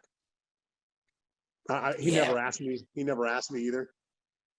We have guys like Drew Fickett on and Seth Baksinski, and they're just like, the guys are used car salesmen. They're like, you don't even know what you're going to get, and it's comical. Yeah, that's how they.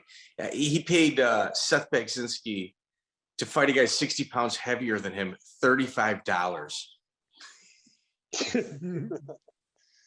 He's wild. He's strong as hell. He was competing one time. It was a story I was going to tell you. He was competing one time in California in gi. He's about Roland, correct? Yeah, and he passes this guy's guard, and his girlfriend from the crowd screams, "Kick his ass, Roland!" And he jumps up to Neon Belly, holding his lapel and his belt, and looks up and goes, "Talk to me, baby!" Middle of the match. And I was just like, holy shit, who is this guy? If you can pull it off, that's cool. Yeah. And then he armbarred the guy. Wow. Yeah. So with John Alessio, were you overtrained? Because honestly, like, I'm watching the fight, you looked a little slow, and it seemed like somebody that probably need a little downtime, let his body recover. I mean, I was definitely overtrained. I was also a dad now twice. I was running my gym. I did not want to fight, and I was also in a cage. I was did not want to be fighting for King of the Cage, and until the very, very end of my career, years and years and years later, that was my last fight for them. Well, you didn't really do much better on your next one. I'm not going to lie. You're across the border to fight the Aztec Challenge in Juarez, Mexico, where you line up against Shannon Rich. What do you mean I didn't do much better? That promoter, I believe, joined Randy Greenman in several different places at one point. Did he really? I know there's several Mexican promoters, one in Puerto Vallarta, where it's just tragic footnote after tragic footnote. And Chris, that's why we're here documenting this. Which event is this? The one this is the Aztec Challenge. Juarez or Tijuana? Aztec Challenge. I'm looking it up right now. Just a second. It's the same place where Antonio McKee got a draw, and he's like, he couldn't believe he got a draw, and he pretty much told him, well, you're lucky you didn't lose, and we're allowing you to leave here. we almost got killed that night. Yeah, they all do. Everybody does. Not much better, Chris. I was down there. With a lot of guys. I had some of my guys fought, and they didn't pay us. And me and Greg Jackson were waiting in the lobby until about 4 a.m. trying to get paid. And so during my guy's fight, he's mounted on a guy about to get a TKO, and the ref grabs him and stands him up. And I was like, sweet, it's over, and restarts him. And then the round ended at the 3-minute 20-second mark, and it was a 5-minute round. And then the second round, the same thing happens. My guy drops him, gets on him, beating him up, and the bell rings at like 2.5 minutes of a 5-minute round. And then it happened in the third round, and he does it again in the third round. Beats the shit out of this guy the whole time. 1.5 minutes in between rounds as well. Yeah, I don't know. Actual conferences taking place in their corner. Yeah. When the fight was over, they raised the other guy's hand, and I lost my mind. I was like, what the, freaking out. And I started yelling at the promoter, and I'm out cage side doing this. And then I got quiet while I was doing it, and I stopped, and I was like, shit.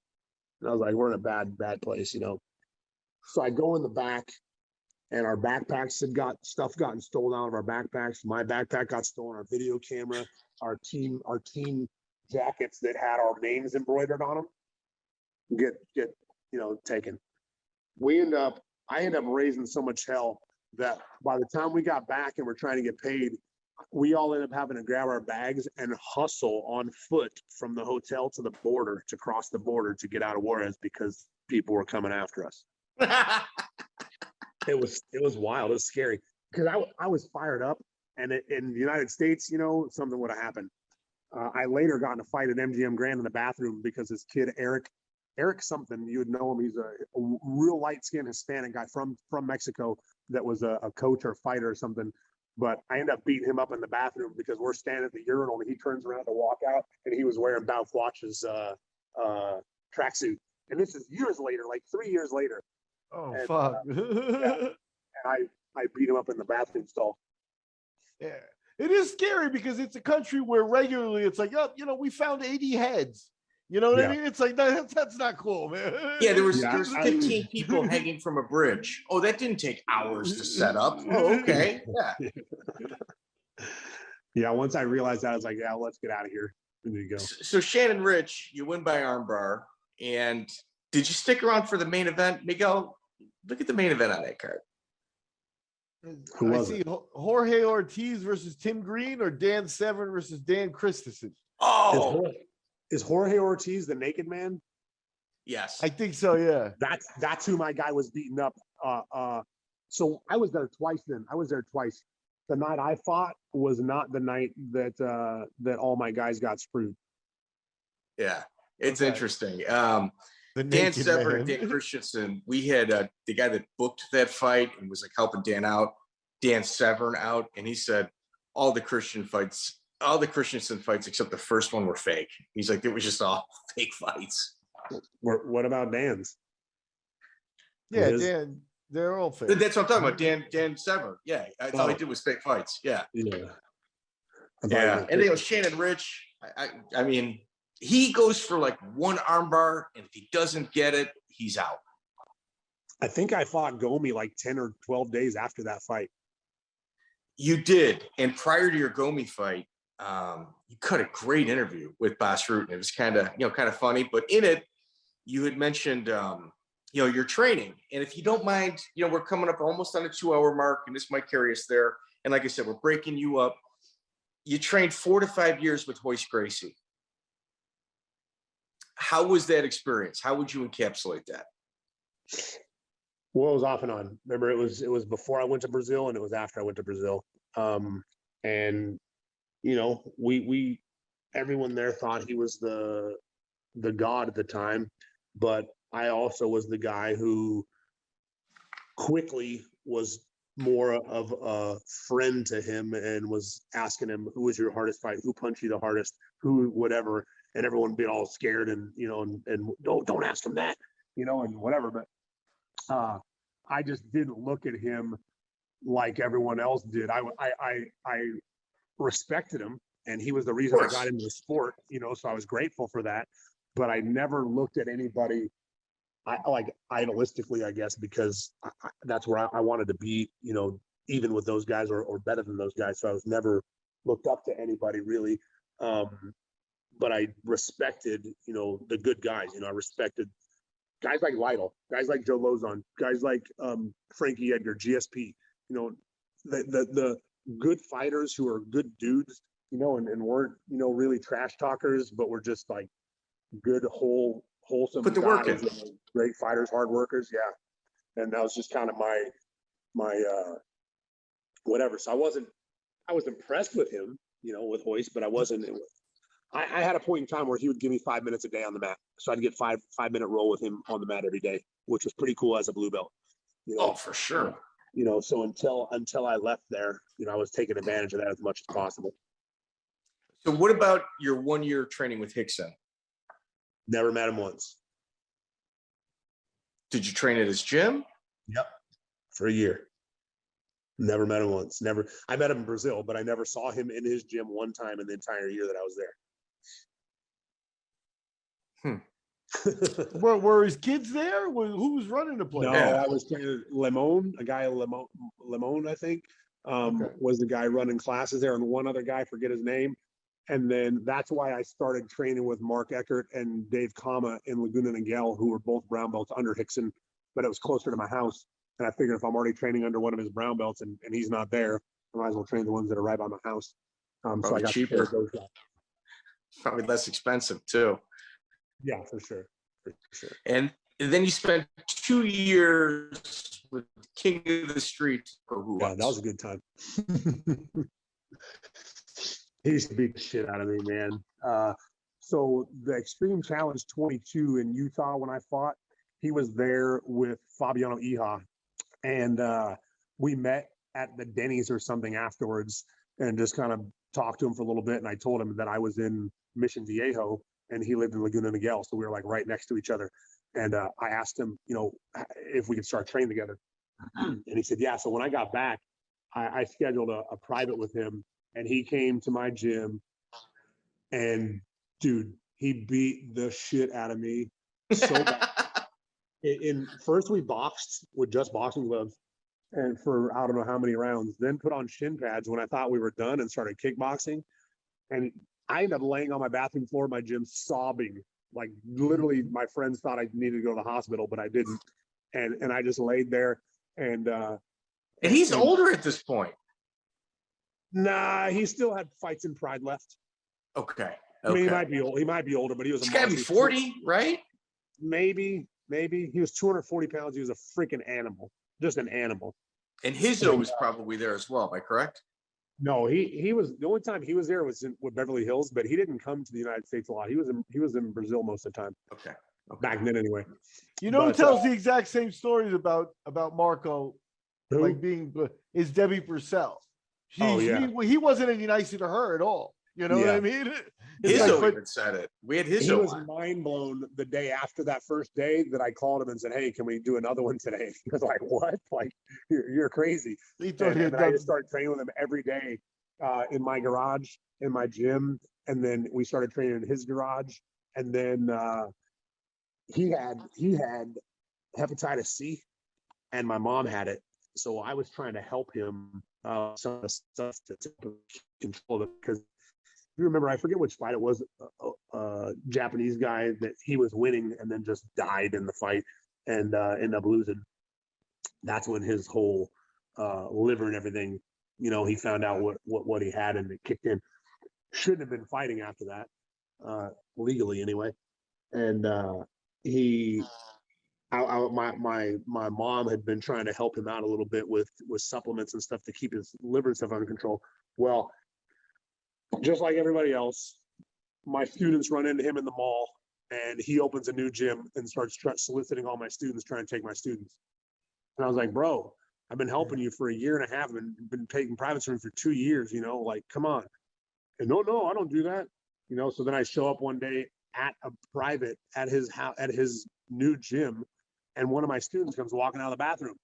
And I'm just like, what the hell? So he burned me. And that was right before my Kevin Hogan fight, I believe. I beat Kevin Hogan that night. I go backstage, and dude, Pedro Hizzo, Peter Ertz, and I forget the wrestler guy who was the coach for Marco back then, Brazilian guy.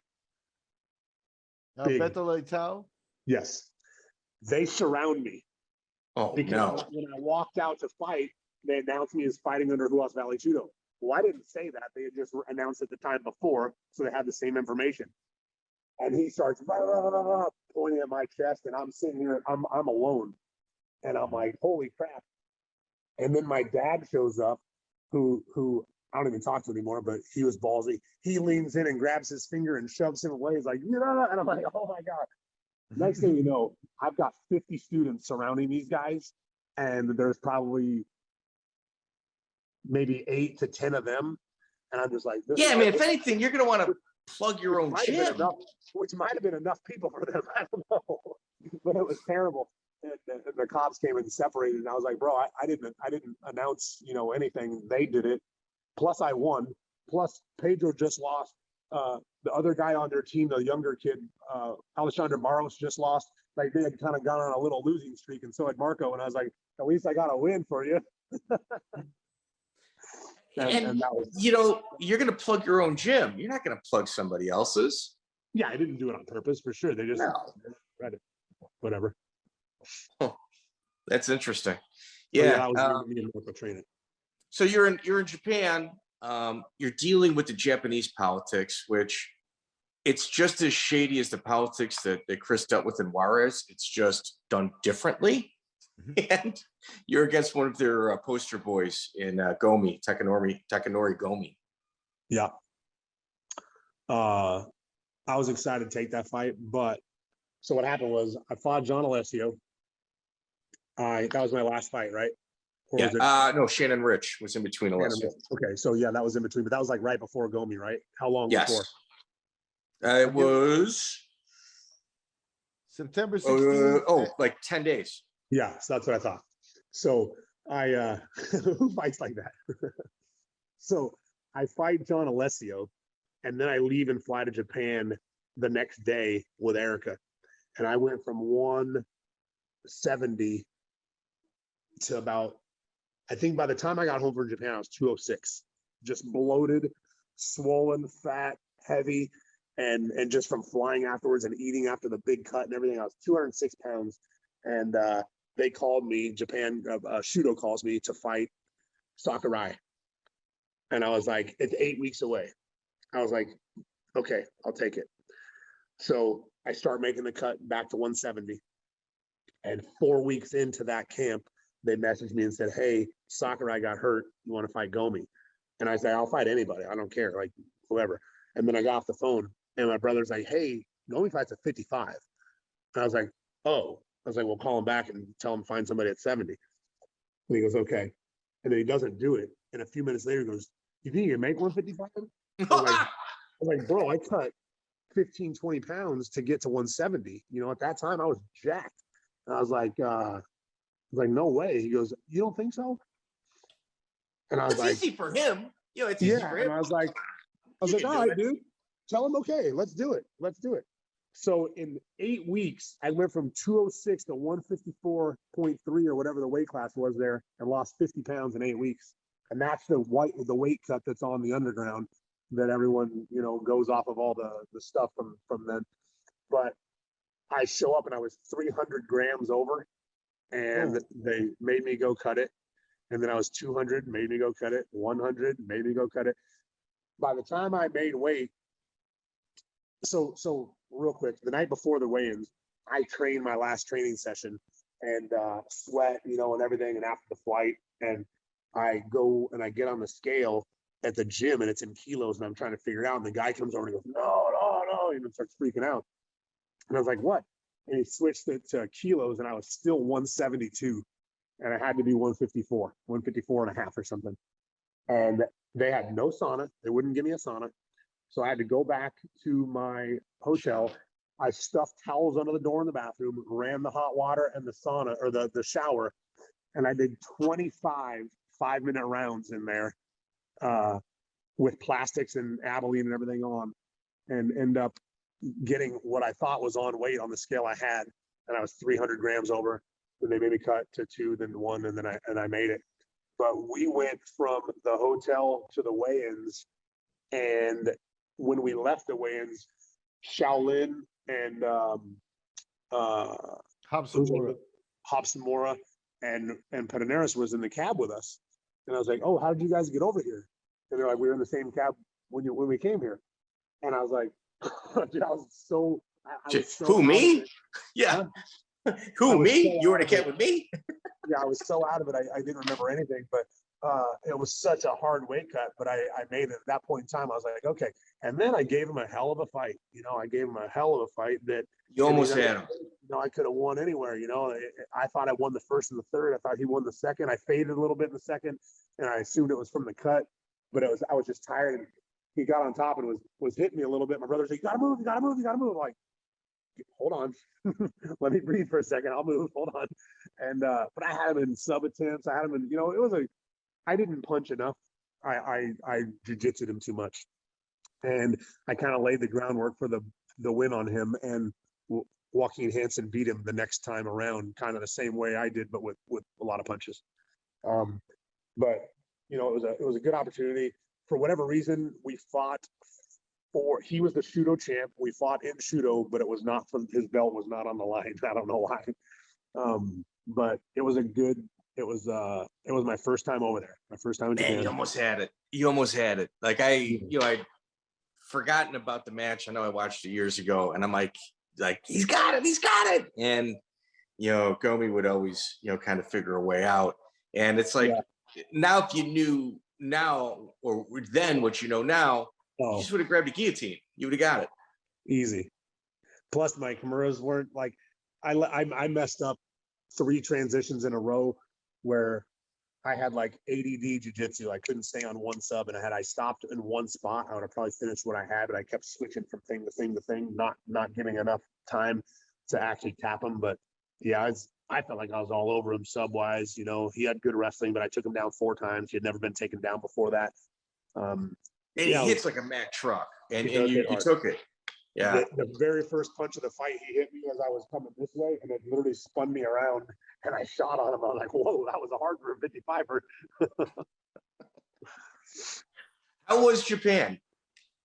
It was cool. It was they like the fighters. They don't like anybody that's not the fighters. You know, anybody that goes over there with us that's not a fighter, that goes out to do stuff on their own and then comes back. They're like, yeah, people are like avoid them on the street and won't touch anything that they touch and whatnot. But the fans were phenomenal. Like the Pride fans were unreal when I fought for Pride. It was unreal.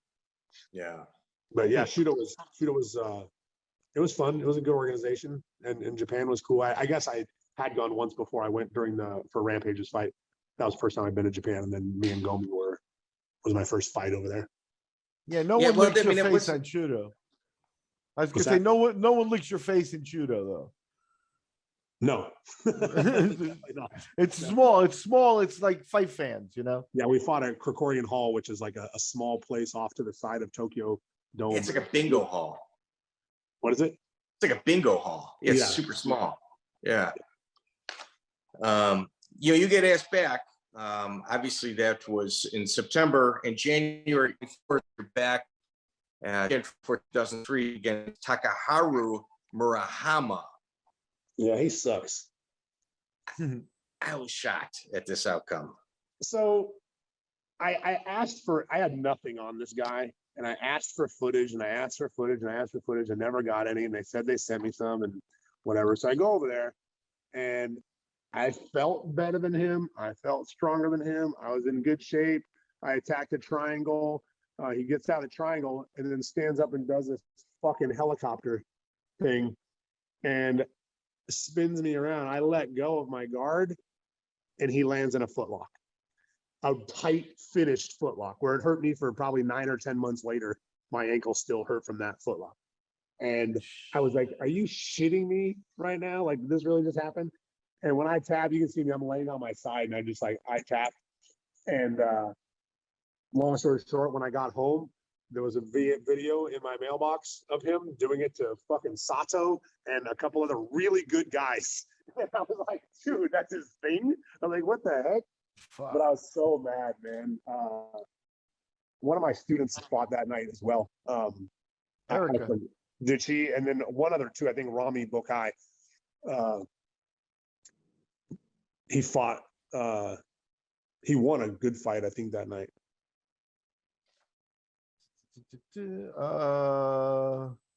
Erica Montoya, Joe Hawk. I don't see another. Rami Bukai lost. He lost his fight. To who? But majority decision to Toida. Toida, yeah, that was a good fight. Yeah. Yeah. So that was also another thing for me. You know, I was fighting and cornering guys on the same night all the time. You know, I did it. Too much. Yeah, I did it in Mexico. I did it in Japan. I did it 6 times in Hawaii at one night. It was NG versus Hawaii, and it just nuts. Well, here we're getting towards the 2-hour mark. You know, we covered a lot of your King of the Cage. Why don't you give us, you know, let's close this segment out with your thoughts on Chris Cordeiro from King of the Cage. So, really smart guy, hilarious guy, speaks multiple languages and can speak multiple languages with the other language's accent. Like he can speak Spanish with an American accent or speak like German with a Spanish accent, like, you know, also a slime ball. He was in court with Terry during the whole Erica thing. And, you know, he's the same as all those guys. They all flock together, you know. He's a promoter, I guess, salesperson, manager, whatever he is. I didn't have a ton of experience with him except for the court thing and then seeing him at the fights. He was always nice to me. You know, he was always nice. Everyone was always nice to my face. Terry was too, because just as well as they were ready to screw somebody over, I was ready to punch someone in the face. And you know, Chris came in late at my time at King of the Cage. He wasn't there for very long when I was there, or I should say I wasn't there for very much longer when he showed up. I think was he from Florida? I don't know much about Chris. He spent time in Florida. He spent time in Texas before he did the drive-by at King of the Cage. Well, before he stuck with King of the Cage, he did a drive-by at Hook and Shoot. Okay. He gave us, when we did our show in Texas where Aaron fought Eve Edwards, he saved that card with like 6 Mexican guys that, you know, probably shouldn't have been fighting, you know. So that's my recollection. I mean, like you said, kind of a fun guy, but I don't need matchmaking at Hook and Shoot. You know, I forgot he commentates too, right? I don't know that for sure. I want to say that he was the one commentating my Thomas Denny fight that kept going back and forth with Terry about anytime one of them would say something nice about me, they'd say 2 things nice about Thomas. Okay, I got you. Yeah. That would be him. It sounds like it. Yeah. So coming up on the next episode, you fought for Hitman Fighting, where we were told that when the commission got involved, they had to pretend that it was a movie. We've got a 2003 Gerald Strevin, Rafael Torre murder plot. Oh boy. Out to Bushido against EJ, where the guy, fake tapped. Moved to Texas. We've got a lot more. We got a lot more, my man. We do. Chris, We do. I really want to sincerely thank you. You know, when we started this podcast, it was to really document MMA history from the person's perspective, because after you're gone, your grandchildren or their children, at least a record will exist where they can kind of get to know somebody. And dude, your life is so fascinating. And when we came up with the concept of doing a multi-part series, you were the first pick out of everybody that we could have contacted. I appreciate that. That's awesome. Yeah. So thank you so much. And we're going to see you next week. Awesome. See My you guys. man. Thanks, Chris. Appreciate it, buddy. Thanks, man. Definitely had a lot of fun. Thanks. Thanks, Miguel. Well, we got Chris Brennan, second voyage through memory lane here with the Lights Out podcast is in the books. Another classic episode, Mike, man. If you didn't know him before, you got to like him by now. I mean, this guy is full of stories, man. Great stories. But they're all verified. He's not the guy sitting at the end of the bar, just making stuff up that he heard from other people saying. Like, this is like firsthand knowledge. Like, it's shocking just like how crazy his career was, or the dealings around it. But I'll also say it's probably a good thing that he's not a drinker. Yeah, I mean, he avoided a few follies, but yeah, he's been around. I like the stories, and I had fun catching him. I got him. Did you see? I got him. That was fun. I enjoyed that, and I want to give a shout out to Freddie Hammer for helping me out with that information. By now, neither Freddie or Chris are listening, but that's okay. He's the source of the street footlock. So there you go, folks, and that's Chris Brennan. Go, Mike. It's really good, real good. So, ladies and gentlemen, February 5th, I am in Tampa, Florida. If you're listening now, I mean, please drive from wherever you're at in the country and say hello to me at World Class Grappling. If you're into jiu-jitsu, I'm hosting the World Class Grappling event February 5th, Tampa, Florida. Register on Smooth Comp. I think I've got some more dates in April and March and April. I got some actually really cool things I'm not ready to announce yet, but they're right around the corner in regards to where I'm going to be appearing. So, ladies and gentlemen, please like, share, subscribe. Chris Brennan, man, is he an all-star guest? Yeah, right now he's making his mark, and I'm ready for more, Chris. Ready for more. Like I said, I don't like waiting. No, you know what? I actually got like 3 phone calls of people telling me, wasn't long enough. It wasn't. I'm like, it was like 2 hours long. Yeah, but it should have been longer. I'm like, all right, well, we got him again. Yeah. Well, how long that was going to be? I go, probably another 2 hours. And then what? I'm like, what do you want? I mean, if people Chris want, I could podcast. What do you want from me? We could put the 6 hours or 8 hours together and give you like them all together if you want to listen to it. But you got to promise you're going to click on it, like, subscribe, and comment and do the whole thing. I'm not doing all that editing for you guys if you're not going to listen to the whole thing. So, right. And you got to put the 8 hours in, leave it, put it on mute, walk out, but leave it playing, leave the commercials playing, the whole thing. And there's a couple, Miguel, and this is a side note. Please include this in. I had honestly thought that we were gaining a huge fan base in like India. And I'm like, man, Miguel, we should probably do a personal appearance there.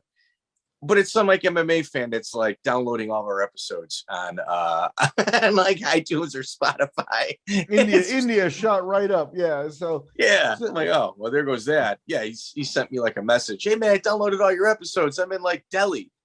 I'm like, oh, okay. Well, it's just one guy. Okay, I'm from New York, man. I'll take a pastrami sandwich if you're in Delhi. So but bottom line is we are seeing growth, and keep it up. I think the material's good. I think fighters are coming up. They want to join us.